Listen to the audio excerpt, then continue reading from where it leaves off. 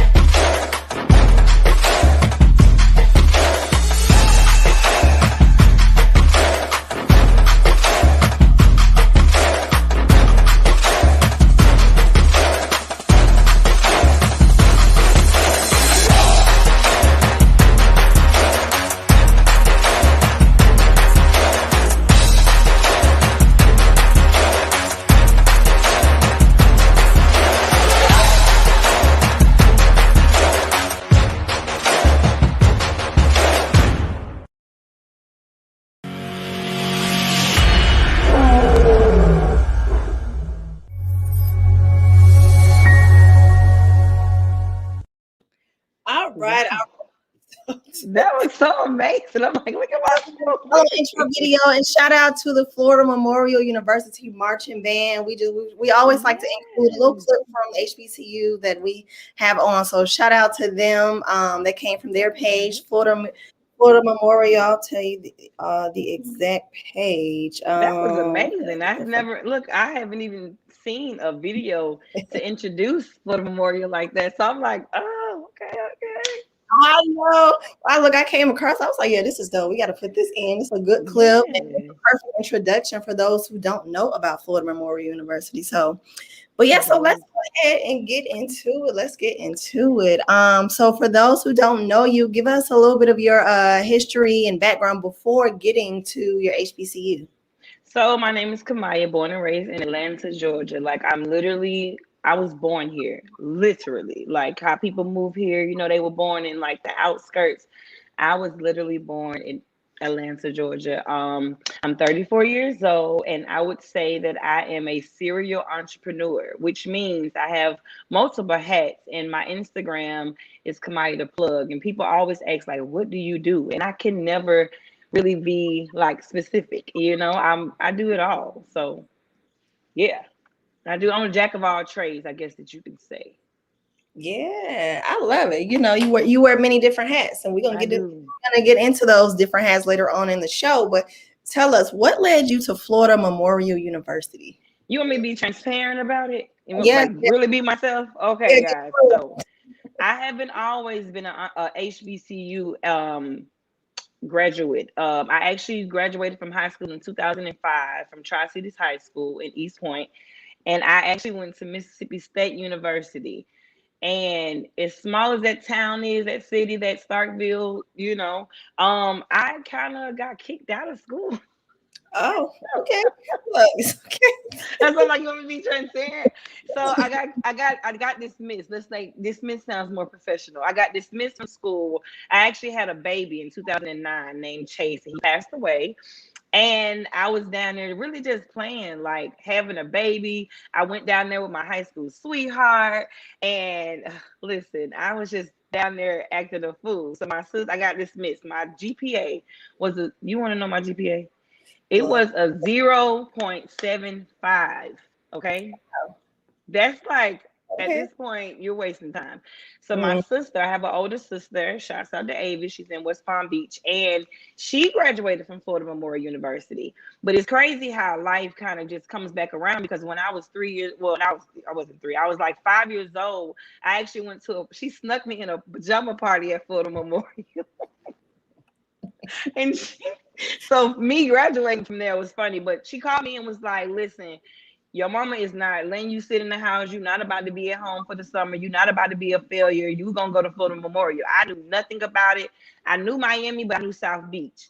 So when I went to Florida Memorial, I didn't know anybody. I didn't know nothing about it at all. And they accepted me. And when I got there, I actually had 90 credits. This is this discouragement that the devil try to, throw at you. I had 90 credits now. And they were like, okay, senior at Mississippi State, but we can't take those credits. We're gonna have to, go back to a sophomore. Mm. So Wow. I was like, dang, do I finish or do I just say whatever? So ended up going to Florida Memorial. It's the only HBCU in Miami, and people don't know nothing about it. Even people just like live down the street, and it's in Miami, Opelika, okay? Right in the ghetto. In the ghetto. I want to get into that because Florida Memorial University is one of those smaller HBCUs. Like you say, a lot of people don't know about it. A lot of people, when they think of Florida, they think FAMU, which is, what in Tallahassee, Bethune, Cookman, and Edward Water. So drop us a little bit of knowledge about or facts about Florida Memorial that people should know about the campus life there. So campus life there, honestly, like I said, I got there when I was 21 years old. So I was already I guess I had did my colleging at Mississippi State. But Florida Memorial, we sing, what is our Black national anthem? Let me see if you know. Oh, lift every voice and sing. That was written at Florida Memorial University. Really? Yes, like Florida Memorial is a very prestigious, yet small. It's a private school, private, HBCU. So that's why people probably don't know about it. But it's really one of those. It's a black school. Black school. We had a hair. Like I think it's really one of the. I've never really been to another HBCU, but we had a hair salon on campus, a nail salon on campus. Really? This was like you could use your card for the cab. You can go to Fried Chicken Tuesday. Then you can go get your nails done. Go get you a hairdo. Like it's a real HBCU. But Lift Every Voice and Sing was written at Florida Memorial University, and people don't even know that.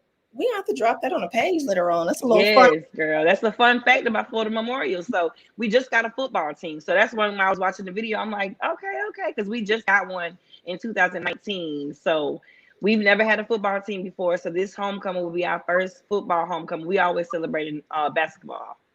Yeah. Oh, dope. And shout out to John Tanner Rose on here. Yes, that's my friend. Hey, girl. You're so beautiful. You're so beautiful.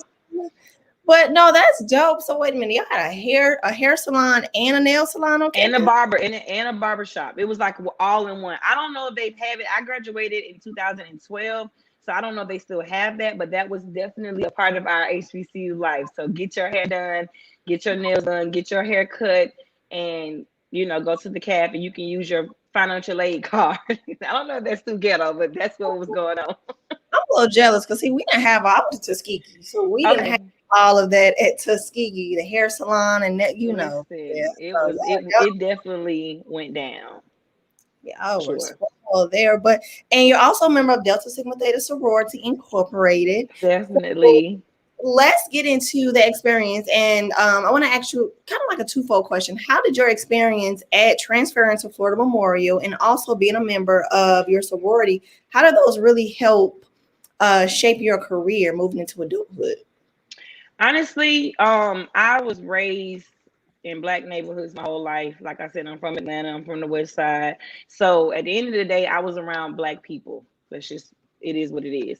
So when I went to Mississippi State, I was around white people, and I would be like the only Black girl in class with 300 other, Caucasians, and that made me nervous. I ain't gonna lie. I was kind of not shell shocked. What's the word? Like it was like an out of body experience. Like I was like, okay, what is going on? Like I'm not used to that. So I was like nervous, like what is like it was crazy. So when I went to Florida Memorial University, I literally was more comfortable. HBCU, Black people in general, we like a family. I never stayed on campus, so I could use one of my friends' cards to go to the caf if I have classes and I don't have time to leave campus. So we're like a real family. Like the Black community of course, is like a village. So when I pledge, sisterhood is what we stand for. One of the things that we stand for, and I mean, it just me chills thinking about my sorority. I love my sorority to death, and pledging Delta, of course, was the only choice I had. My mom was a Delta, obviously. She loved her sorority, and she pledged in 1972. So I had no other choice. I mean, of course, she never made me, but I ain't have no choice. Yeah, it My was sister's Yeah, my sister's also a Delta. She went to my school. She didn't pledge at my school, but she, ended up doing grad. But my sister's mom is a Delta because me and my sister share a dad. So my sister's sister is a Delta. So Deltas was always just everything I knew.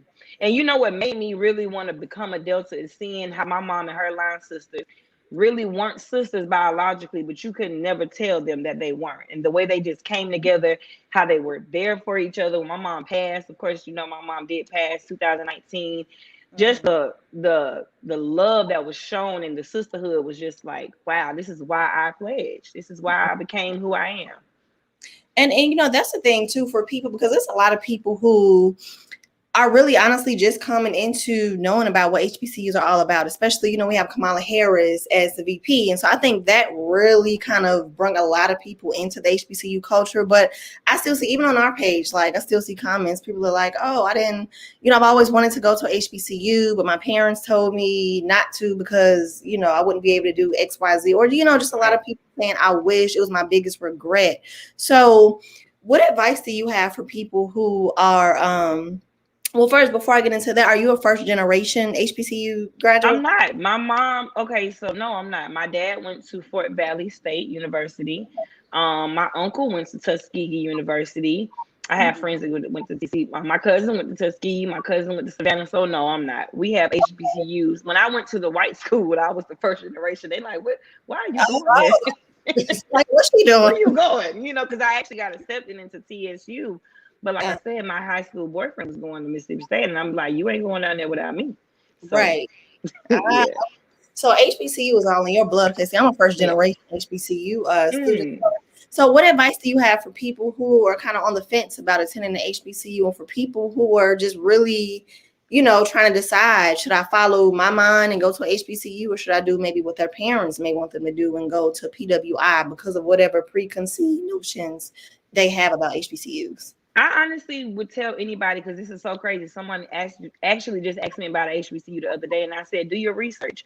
You got to understand that, you do want the party life. Whereas party life is at PWI, because them folks, they party. Okay. And I was surprised because I had never partied with, the other side.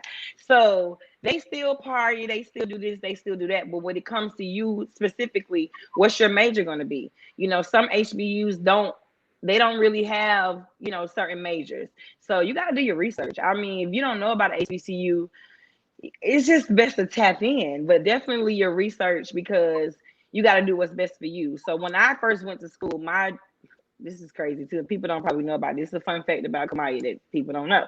My major was mortuary science. I actually wanted to be a mortician. So so they had that at Mississippi State, which was cool. But then I went to Gupton Jones, which is in Decatur. That's like the mortuary school, a lot, right? But Florida Memorial didn't have mortuary science. They only had, communication and stuff. So I ended up graduating with public relations as my degree. Wow, mortuary science. And you're the first person I've ever heard say that they wanted to major. I wanted to. You know why? I embalmed a baby. My family has a funeral home, so that was interesting to me. And I ended up embalming a baby one time, helping with the embalming of a baby. And I was like, dang, I think I can do this. But then one of my close friends passed away in 2008. And that was kind of like, I don't know what made me not want to do it no more, but I was like, I ain't doing this. But when I went to Florida Memorial, they were like, we don't have that. They was looking at me like, you want to do that? So I ended up, picking public relations just because I know I'm a good speaker. I love people, So research is what you need to do, guys, to answer that question. That's important. That's something that we've been doing on the page as well. We've started doing these videos where we're highlight like 10 HBCUs that do, for instance, like communications or biology. So, because a lot of people, they just don't know where to start. They're like, okay, this is what I want to do, but where do I? So research is important. So let's get into, you graduate from Florida Memorial, and what do you do right after that? I started a PR firm. And no, I take that back. I started working for a girl, and then she had a tax office, and I was like her, secretary or something. I was sitting there one day, and this was her dream, and I was like, I'm in here every day, helping her with her dream. So I'm like, Kamaya, here you have the PR degree. Like, what are you gonna do? So I started doing PR, and I started a firm. I had 2 interns, and that lasted honestly for about 3 years, but I didn't really know what I was doing. And I say that confidently because I really was just doing it. Like PR is such a broad field. And if you don't know what PR stands for, it stands for public relations. And what your job is to maintain the positive reputation of the client or whoever you're representing. And I was really just new, and I knew that I knew people. I knew I had connections. I knew I had this relationship with so and so, but I didn't. I was just all over the place, and I ended up getting sued by this lady, because of course everyone probably knows my uncle is Ti. So people cling to me. Well, they was clinging to me in that field because they thought, oh, I rap, she gonna get her uncle in the studio with me. And it was just like, no, this ain't that type of party. And I didn't have like my own kind of my own, I ain't gonna say my own way, but people are just stupid. Okay, just be Yeah. transparent about it. It's a So lot. this lady sued me, and that discouraged me a lot, and I just stopped doing it. But I am about to start doing it again, and just know like what area I want to focus on, because it can get like crazy, and then people start using you and stuff. So yeah. Mm. And I was just about to ask you, like, how do you even, especially being, so because your career, you had the PR career for that long, and you were on Mm-hmm. TV and all of that, but how do you even really differentiate between the people who are just trying to latch on to you because of those connections versus the people who are really like, I really want to mess with Kamaya because I like Kamaya?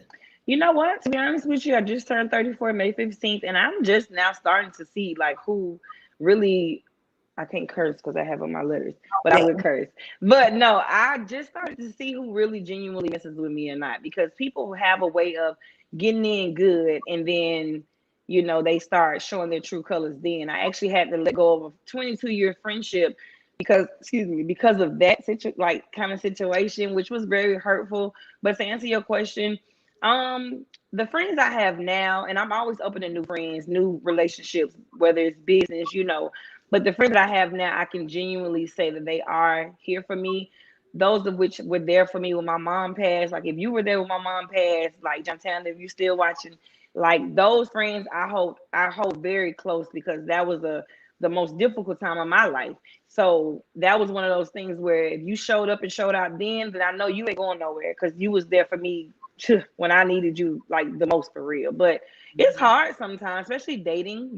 Guys, they either intimidated, they either motivated, or they either just trying to get in where they fit in. But I think I kind of got it now. I be kind of looking upside people's head like, what you want? And I'm really blunt. I'm a Taurus. I don't mind saying what you need, child. I can't get my uncle no CD. I can't let him hear no song. I don't Right. date rappers. You know what I'm saying? So it's like one of those things where I'm just starting to, tap in. But I think I kind of got it. People are very lame, I guess, in a sense. So Yeah. whatever.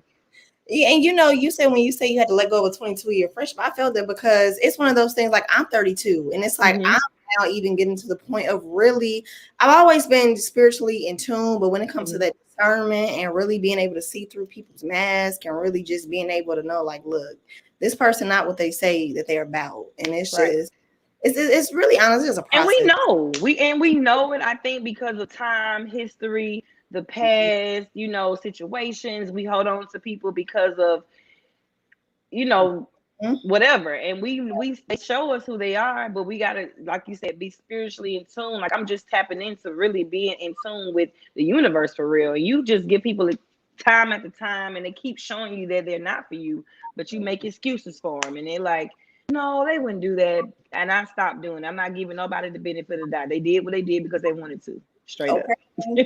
Yeah, that's a whole, especially when we can get into this in relationships, like that's a whole nother. That's a whole nother ball game.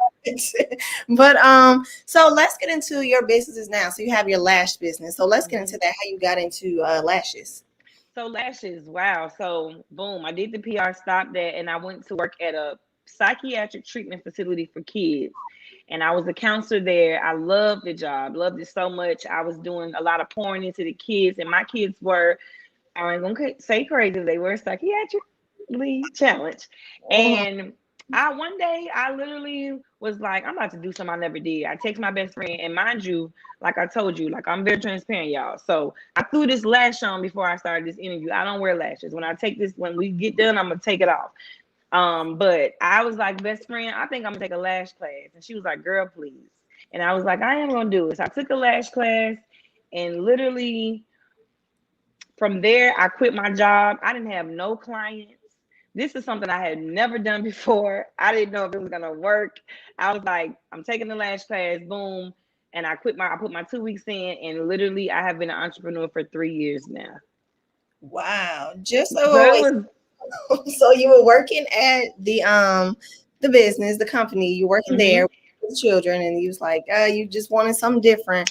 And you just woke up one morning and was like, I look. literally woke up one morning and it's crazy because when I tell it, like I literally just gotta chill because I told my mom, I was like, I'm about to be an entrepreneur. And she was like, doing what? And I said, lashes. She was like, girl, because my friends and the girl comes from, my friends know I wear makeup when I Mhm, go out, but I don't do the face every day. You know, I do a little lip, I put a lash on, but I'm not like that girl. So when I mhm, said lashes, they were like, you gonna do lashes? And I was like, yeah, I'm gonna do it. But like I said, I had zero clients. Like I didn't know if people were gonna support me. Then of course you start overthinking, like it's kind of oversaturated. I saw everybody was doing lashes and teaching classes and stuff. And I was like, I don't care. At this point, I don't care. I'm gonna do it. And I literally was booked and busy like ever since then. Like I literally have been an entrepreneur for 3 years. wow, you literally Scary. just that leap of faith, that You gotta jump. take that leap. You know, you gotta take the leap. If you don't take the leap, you're gonna always be stagnant. You're gonna be right there complacent. You know, you gotta just do it because you never know if you're gonna fail if you don't try, you know? Hmm. That's facts. So you had the lash business, and then you also Hmm. started a drink business as well. You can get into that. That was the quarantine thing. So lash business booming, booming, booming. Then the corona came and just kind of shook the world. So I was Mhm. sitting at home one day, I was like like twiddling my thumbs, like what we gonna do now? So one thing about it, I'm very much a hustler. My mom always like said, if you don't get nothing else, get some money.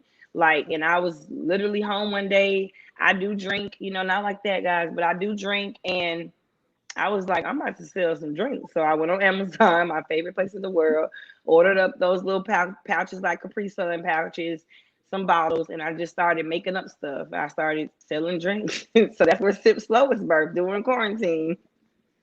You know, it's interesting because I've heard so many businesses that have started during quarantine, and people like, look, I made more money during quarantine than I made my whole life. Like, Yeah, because and people at home, they ain't doing nothing, they drinking. And I mean, mhm, when we really were like in quarantine, we couldn't go nowhere. So mhm, people were like, really, that was the booming business. So I was like, look, this is what we gonna do. Like, yeah, because they I just- was working in the shop, and you know, of course, I went to the shop one day, and then the next 2 days we can't come back. You got to stay home. So I'm like, stay home. What my bills? I can't tell these folks, you know. So mhm. yeah, that's where Sip Slow was birthed. So slip slow. So and just the name of the business is, I need to type your I'll type your name in the chat here for it's Sip Slow, and the lash business is called Lashes by what's the name of it? The Lash plug, and then you got Sip Slow by the plug. So Kamaya plug is just, you know, me as a brand. So I started branding it because when I host events, speak on seminars, do these wonderful interviews, Kamaya plug, of course, is who's gonna be talking. But you got Sip Slow by the plug because it's Sip Slow, like, and that's my slogan, like you better sip slow because it's a little strong. And then the Oh, lash plug, of course, is, you know, I do lashes. I teach classes more so than lashes now. I haven't lashed in like a year, but I do teach my private and group classes. So the plug, lash plug just fit because of the plug enterprises, I guess. mm-hmm. Hmm. So and let's get into just a few more questions about entrepreneurship, because a lot of Okay. people that they think entrepreneurship, they get online, they get on social media, and they see people, one day they got these nice cars and houses, but people don't understand the process that it takes to get from point A to Z, all the in between, which is what matters. So, what's one of the most important lessons that you've had to learn throughout your entrepreneurship journey that you want other people to know? Well, one thing about it, and I can honestly say this, entrepreneurship is not easy. It's not for the weak. Because just for me explaining about how Sip Slow was birthed, you got to understand you can go from making as an entrepreneur, you can go from making $3,000 a week to nothing the next week, because I was in the shop literally booming, working in, booming, doing my lashes, and then randomly we got to stay in the house. So you have to be able to budget. You got to be able to understand that it's not going to be an overnight process. And this is like a cliche thing to say, but it's a real thing. When you're dating someone, they have to understand that your phone is going to ring all the time, depending on what kind of entrepreneur you are. But all in all, entrepreneurship definitely doesn't take a weak person to do it, because it's going to be some days that you're going to want to stay in the bed, but you got to get up. And I'm one of those people, because I'm also too going through the grieving process, which is also something that I'm working on. I'm working on a grieving journal for people, because people reach out to me all the time about how do you do it? How do you do it? It's hard. So being an entrepreneur, going through the grieving process where it already takes your energy because you find yourself being depressed and you find yourself unmotivated, you gonna have to. It's not for the weak. And some people they don't understand entrepreneurship because they're so used to getting that same check every Friday. They're so used to being complacent, which is cool. I'm not always an advocate for entrepreneurship, because again, you can't be a weak person and have the entrepreneur spirit. But you got to understand, working for yourself is the best thing. I can just go right next hour. I can go to Miami. I can go here. I don't have no kids. You know what I'm saying? So it's one of those things where you have to believe in yourself, talk to yourself, motivate yourself, start to really see what you want to do. Do you really want to? Honestly, I hated the micromanagement of my old company. I hated somebody telling me to take a break. What did you do today? Coming up behind me. I don't got time for that, because I just feel like, why? You know what I'm saying? So that used to get on my nerves. And I was like, listen, if I'm on my own boss, I ain't got to tell myself to take a break. I'm going to take a break when I want to. You know what I'm saying?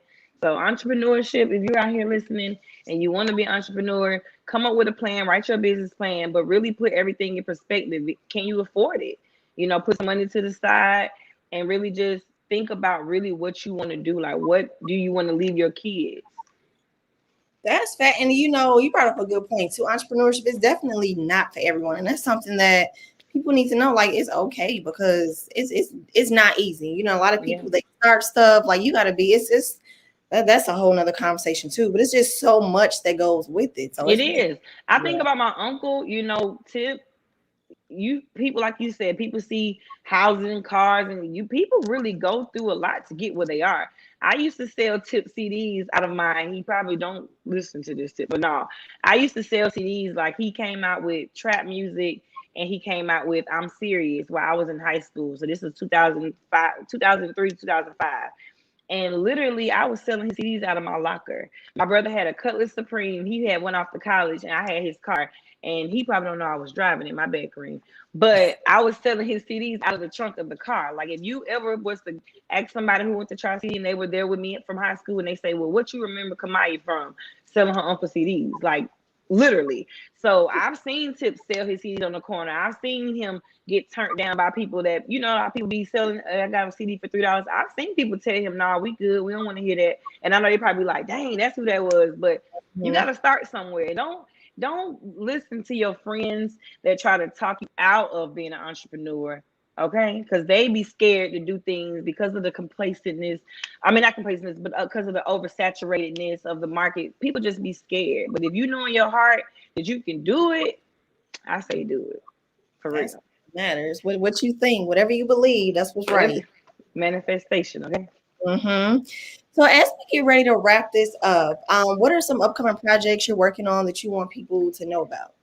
So excited to say I'm about to open up a hookah lounge, guys. And the Yeah. hookah lounge, I love hookah. This came, I just always be thinking. So I went to a hookah lounge like recently, and I was like, I'm about to open a hookah lounge up. So, Atlanta people, we love hookah. We love hookah. We love a little good drink. We love a good vibe. So the hookah lounge is called the Precious Pad. In memory of my mom, of course, she was someone that was always bubbly, happy, and she loved to have a good time. She couldn't smoke hookah because she had asthma real bad. But the Precious Pad is coming. I am working on the e-journal, ebook, but slash journal that'll be hard copy on grieving. The grieving process, that's a whole nother subject. That's a whole nother day, a whole nother interview. But that is something that people really go through, and they feel like they have to rush it. And I'm 2 years in a couple of months, And it's hard. It doesn't get hard. It doesn't get easier. People say it get easier, over time, and it doesn't get easier. But the word that I would say, it gets manageable. So the name of the book, I think I'm still working on it, but manageable ways to get through the grieving process, and it's gonna be like a journal situation.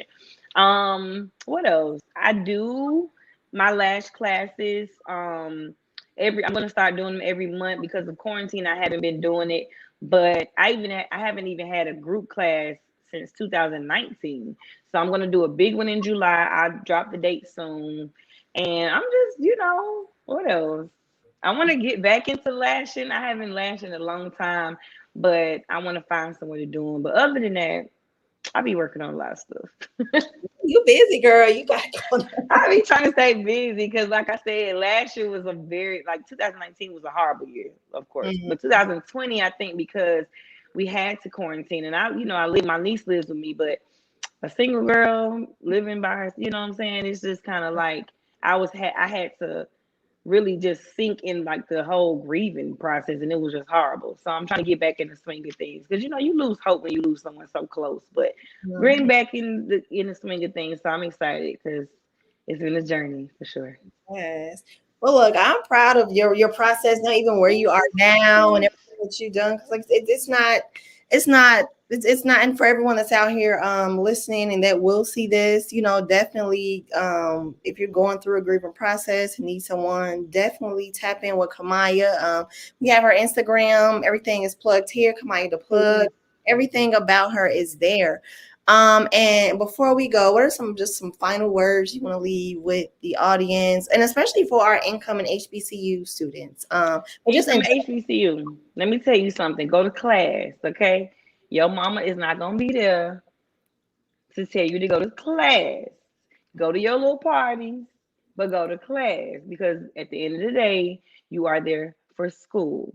If you want to pledge, people they do DM me like, "How do I become this?" And I'm like, how did you know you want to be a Delta? Do your research. Just because your mama a Delta doesn't mean you have to be a Delta.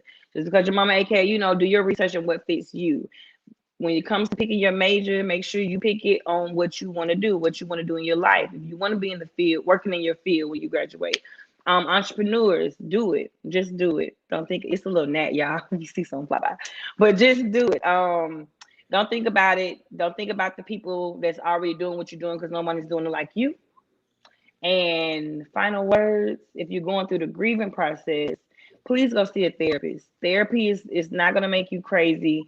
Therapy actually is very therapeutic. And, find things to make you happy that made your loved one happy and don't try to suppress your pain. Yes. I love it. I love it. That's some great words of advice. Well, I'm sure everyone, this was a great interview. It's a good conversation. I'm always down to do it. I love an interview. I love to talk. So I'm like, come on. See, we can do this again sometime. This was good. So, Yes. definitely for everyone, be sure to tap in with Kamaya the plug, reach out to her. DMs are open. So if they got some questions. DMs are always open, and I always reply to everybody, y'all. I reply to everybody. Like 3 people today have already sent me they going through something. I was talking to an older friend today. I haven't talked to him in like 16 years. I saw his mom, and his mom said reach out to him, so I did. And I'm trying to get in the habit of when someone comes in my spirit, reach out to them just to say, checking on you. So he was saying that he had been depressed for years, and you just never know when someone's going through. I'm always kind to people. I talk to people. So please DM me if you're going through something. I'm not here to judge you. I'm not here to criticize. I'm not here to, shame you. Literally, I really be caring. If I ask you what's wrong, I really want to know for real. Because I've had a friend commit suicide. I've had people, tell me they've had thoughts, and it's just not a good space to be in. That'd be the devil. You know what I'm saying? Depression is real. Don't ever get it twisted, but that'd be the devil. So I'm here. So DMs are always open. Yes. Well, thank you so much for Thank you so much for having me. Thank you as well. Thank you all, and thank you all for tuning in. Yes. Y'all make sure y'all subscribe to their channel. Seriously. Yes. Thank you.